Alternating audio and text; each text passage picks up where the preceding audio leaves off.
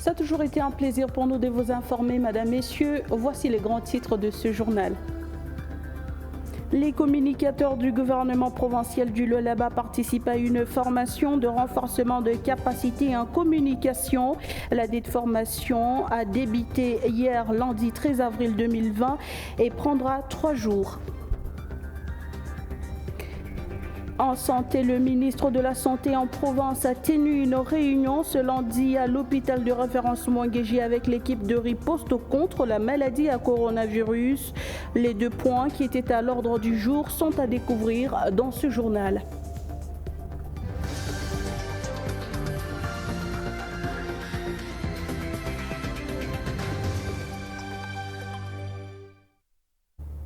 Merci de choisir Mikuba Télévision pour vous informer, Madame, Messieurs. Bienvenue encore dans cette session de nos informations. Ouvrons ce journal par l'actualité en bref et en images avec l'ordonnance du président de la République démocratique du Congo, Félix-Antoine Tshisekedi Tshilombo, proclamant l'état d'urgence en RDC suite à la propagation de la pandémie de coronavirus qui a été déclarée conforme à la Constitution par la Cour constitutionnelle. Cet arrêt de la Haute Cour en matière constitutionnelle vient de mettre fin à la polémique sur la convocation du Congrès au Parlement évoquée par le président du Sénat, Alexis Ntambwe Mwamba, qui avait déclaré être surpris de l'état d'urgence sanitaire décrété par le président de la République. Par ailleurs, le ministre de l'Intérieur, Gilbert Kankonde, avait déclaré que le Congrès ne pouvait se tenir dans le contexte de l'état d'urgence sanitaire décrété par le président, puisque parmi les mesures annoncées, il y a celle qui interdit un rassemblement de plus de 20 personnes. Je vous l'ai dit tout à l'heure, le communicateur du gouvernement provincial du Lualaba participe à une formation de renforcement de capacité en communication. La dite formation a débuté ce lundi 13 avril 2020 dans la salle de conférence du complexe scolaire Bora. C'est le gouverneur de province Richard Mouyej qui a donné le go de ces assises qui prendront 3 jours. Teddy Dizamba nous en parle. Dans le but de répondre à la vision de l'exécutif provincial à travers la transmission des informations, le gouverneur de la province du Lualaba a lancé ce mercredi un atelier de formation sur le renforcement des capacités en communication.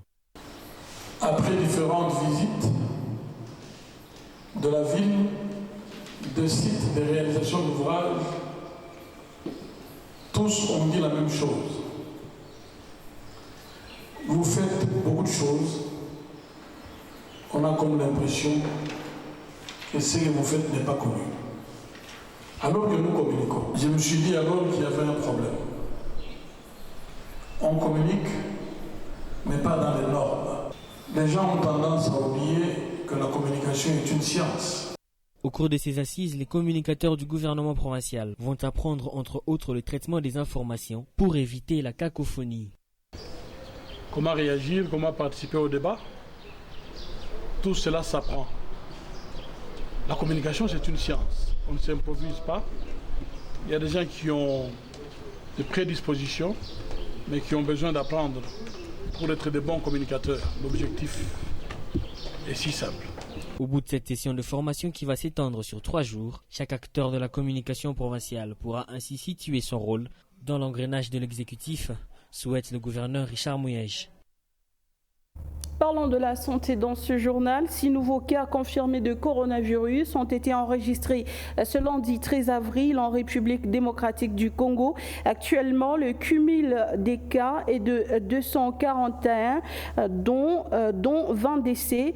3 personnes se sont ajoutées sur la liste de 17 guéris, ce qui fait le total de 20 guéris. Le bulletin quotidien du comité de riposte contre le Covid-19 a précisé en outre que 143 patients sont en bonne évolution et 61 en hospitalisation. Depuis les débuts de la pandémie, seules 5 provinces de la République démocratique du Congo sont touchées par ce virus.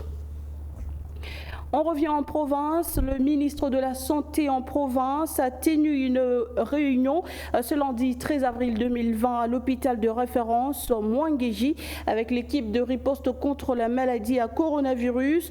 2 points étaient à l'ordre du jour qui, je vous propose de les suivre dans ce compte rendu lu par le docteur Henri Thibambe. S'agissant de l'évaluation des activités de Covid-19 dans la province du Lualaba, il a été question de la mise au point sur toutes les activités qui se sont déroulées la semaine dernière par rapport à la lutte contre Covid-19 dans la province du Lualaba.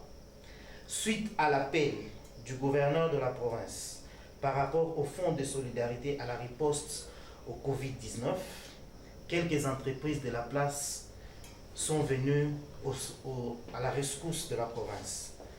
L'entreprise TFM a versé 400 000 $. L'entreprise KCC a doté la province en matériel de 290 000 $ sur une enveloppe totale prévue de 750 000 $. Il s'agit entre autres des respirateurs, des concentrateurs d'oxygène, des lits, des matelas et d'autres matériels. L'entreprise Comus a donné 200 000 $.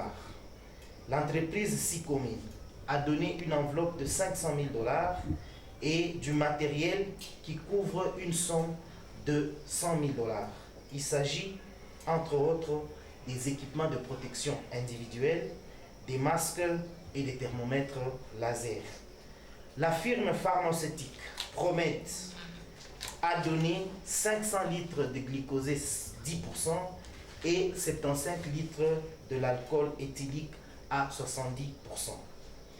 L'UNICEF a doté la province en affiches, 3000 affiches et 10 000 dépliants. L'OMS a doté la province en matériel de 1,5 tonnes. Il s'agit de thermomètres laser, des blouses, des équipements de protection individuelle, des masques et des bottes. Par rapport aux activités réalisées dans la province par rapport à la lutte contre le Covid-19, une formation des formateurs a été organisée par les formateurs locaux pendant 3 jours et une équipe de l'université de Lubumbashi, conduite par le professeur Ekwalanga, est venue pour nous donner une autre approche par rapport à la prise en charge de Covid-19. Une formation en cours par rapport aux techniques de réanimation est en train d'être faite à l'hôpital HPK. Le site de prise en charge, dont les travaux sont fin prêts et pourra être livré déjà d'ici 2 ou 3 jours à la clinique Gécamine. Le site de quarantaine, déjà opérationnel depuis plusieurs semaines, qui a déjà reçu une quinzaine de personnes qui ont été suivies et libérées. Par rapport à la production des outils de communication, plusieurs bâches ont été produites et mises au niveau de la province, des banderoles, des affiches contenant le message de la province par rapport à la lutte contre la Covid-19. S'agissant du deuxième point, par rapport à la préparation de la grande mission de la descente dans les territoires, dont l'objectif de la mission est la formation des formateurs et le déploiement en apport des kits qui doivent être prépositionnés dans chaque zone de santé pour la lutte contre Covid-19. 7 équipes ont été mises au point. Il s'agit des territoires de Lubudi, Sandoa, Kapanga, la ville de Fungurume, la ville de Kasaji et la zone de santé de Muchacha. Commencé à 16 h, la réunion a pris fin à 18h15. Je vous remercie. Poursuivant ce journal, les mesures prises pour éviter la propagation du nouveau coronavirus dans le domaine des transports sont respectées à Lualaba-Mupanja. Les conducteurs des bus de marque IAS transportent 10 passagers à bord comme dicté par le ministre provincial de Transport, mais ces transporteurs disent travailler à la perte. Jack Mayumpa était à leur rencontre.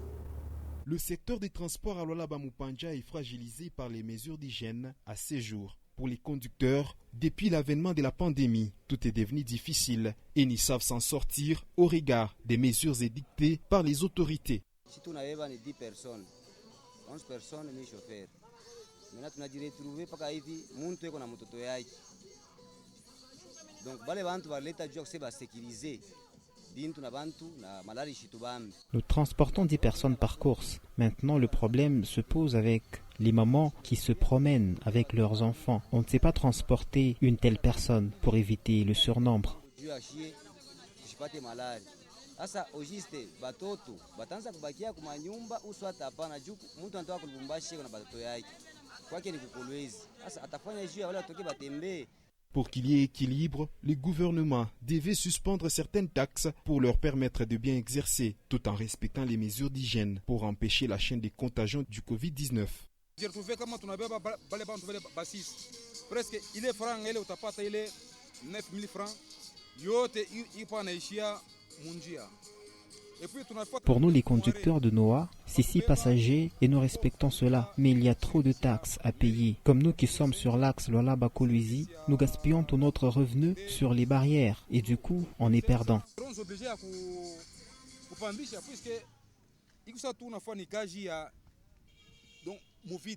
Réduire le nombre de passagers à bord de véhicules de transport en commun doit rester de strictes observances, avait déclaré le ministre provincial du Transport, Patrick Thierry-André Kakwata, pour empêcher toute contamination possible.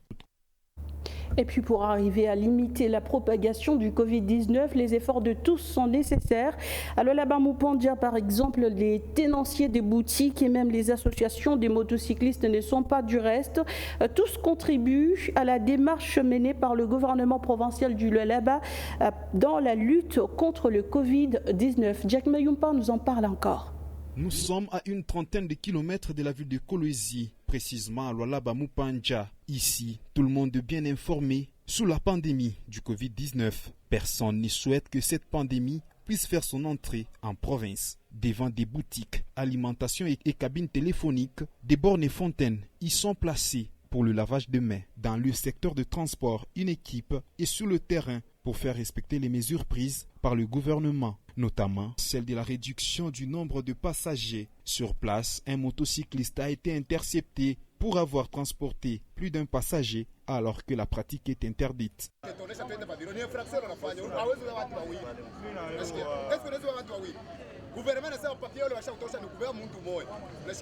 Nous étions 2, moi et mon ami, on venait pour récupérer quelque chose et partir. Je ne suis pas motocycliste pour être au courant de leurs mesures.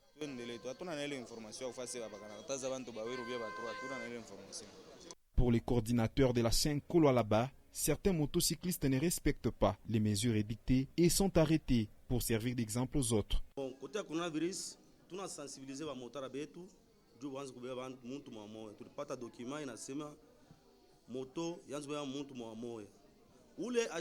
Ce qui concerne les mesures préventives, nous sensibilisons les motocyclistes dans le transport à respecter le nombre de passagers à transporter. Celui qui va à l'encontre, nous l'arrêtons, mais il n'y a pas de pénalité, à part le temps qu'il va passer chez nous.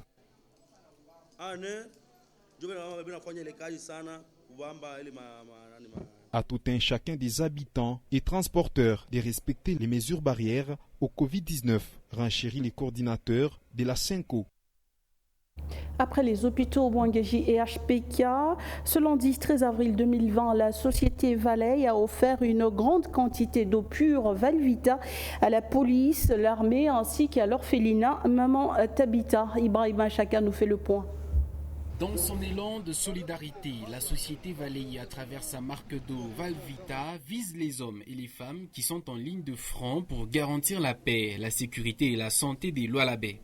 Après les hôpitaux qui mènent la danse dans la prévention du Covid-19 au Lualaba, c'est au tour des hommes en uniforme de bénéficier d'un lot de fardes d'eau minérale Valvita. D'abord, la police. Nous aussi, on a entendu l'appel du chef de l'État qui a appelé à la solidarité nationale.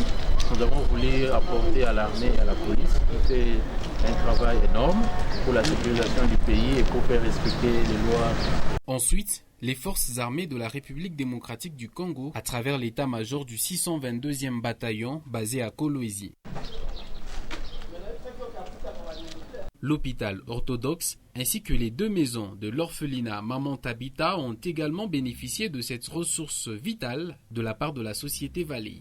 Alors nous qui avons encore la possibilité d'aider, de rendre service à travers notre entreprise Valley, et nous n'hésitons pas de distribuer ce que nous pouvons faire avec, c'est-à-dire l'eau, qui est notre ressource première au niveau de la société. Voilà pourquoi nous sommes ici, permettre aussi à ces enfants qui peuvent ne pas avoir les mêmes possibilités que toute la population de Kolwezi ou bien nous autres, à boire de l'eau pure et saine afin de se prémunir des éventuelles maladies, pas seulement le corona, des éventuelles maladies auxquelles ils pourraient être exposés. Valvita est une nouvelle marque d'eau minérale disponible à Kolwezi sur l'avenue industrielle dans la concession de Moura et partout dans les points de vente. Les occupants du marché Don, situé au niveau de la poste de Kolwezi, se disent indignés de la lettre de la mairie les obligeant à libérer les lieux ce mardi. La raison de ce déguerpissement reste jusque-là inconnue. Dorsam Teb. Les marchands du marché Don sont appelés à libérer les lieux selon une lettre provenant de la mairie de Kolwezi. Le président des vendeurs parle d'une surprise et ignore les raisons. Nous avons été tous surpris par la décision de Madame le maire.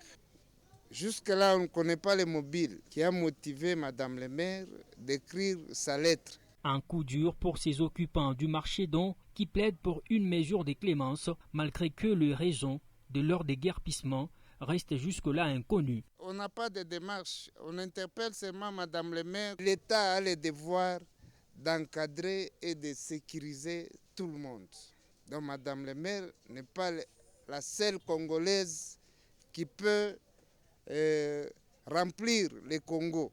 Tunapenda kuangalie ko imoma hii ole atutosha atotiririeko tuko batoto yake acha kutuzala hakuna tena kule tutenda. Ndio mambo tuko nayo hapa pansoko ya posa atushikiririe ko buluma atuna na kule tutenda chiye. La société civile, la voix des opprimés trouvée sur place pour enquêter, plaide quant à elle plus de lumière sur le dossier. Au fait, c'est le vendredi que nous avons eu les images sur la toile concernant les revendications des marchands et marchandes d'ici, qu'il y a un déguerpissement en gestation. Sur ce, on est descendu ce matin juste pour s'enquérir et voir qu'est-ce qu'il y a ou qu'est-ce qui fera qu'il soit délocalisé ou, comment est-ce que je peux dire, déguerpi de ce marché au moment où c'est un marché qui date de très très longtemps. Pour plus de précisions sur la décision prise par la mairie, nos efforts ont été vains pour entrer en contact avec Madame le maire. Le marché Don est l'œuvre de Lions Club et date de 1975, selon le président du marché, Matala Lengue. Et voilà qui met un terme à ce journal de la mi-journée. Merci de l'avoir regardé. Le programme reste en continu sur votre télévision.